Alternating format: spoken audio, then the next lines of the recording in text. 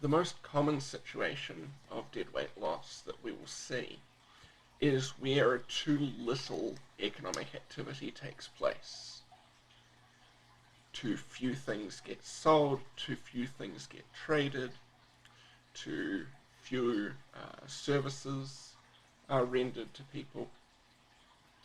And this can definitely lead to deadweight loss. In this particular graph, we've graphed a marginal cost and marginal benefit curve. Think of them as the supply and demand curves, so that our efficient quantity is where those two cross.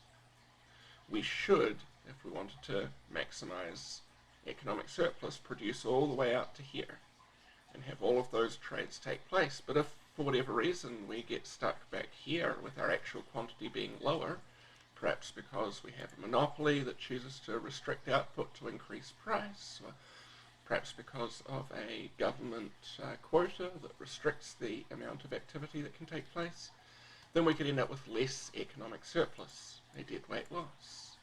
Now, we can also get deadweight loss occurring from overproduction. Essentially the same graph here, but now for whatever reason we've ended up with too much production.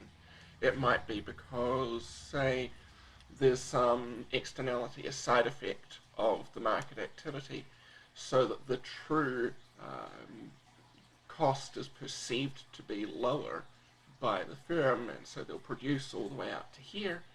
But as they do that, they cause, say, harm to the environment. That would mean that we have too much production, we've overshot this efficient quantity, and we've continued to produce where each of those additional units of output have produced deadweight loss. If we think about, for example, this unit of output here, the benefit to society right here is less than the cost to society, and so producing that unit of output is inefficient. It reduces economic surplus, and we say if we measure the amount of all of that